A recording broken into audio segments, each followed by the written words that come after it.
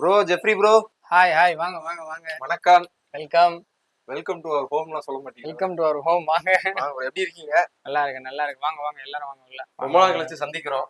கண்டிப்பா. எப்படி பிக் பாஸ்க்கு அப்புறம்லாம் எப்படி போயிட்டு இருக்கு? ரொம்ப சூப்பரா போகுது ப்ரோ. நான் நினைச்சதை விட ரொம்ப சந்தோஷமா இருக்கு. எங்க வீட்டுக்கும் சரி எனக்கும் சரி. ஓகே, அம்மா அப்பாலாம் எவ்வளவு ஹாப்பியா இருக்காங்க? ரொம்ப ஹாப்பியா இருக்காங்க. என்னோட அவங்க தான். சூப்பர். எல்லாருமே வந்து சொன்ன விஷயம்னா ஜெஃப்ரி என்ன பண்றாரு, என்ன பண்ணிட்டு இருக்காரு அப்படின்ற ஒரு கேள்விதான். இன்னைக்கு அதுக்கான விடை கிடைக்கும்னு நினைக்கிறேன்.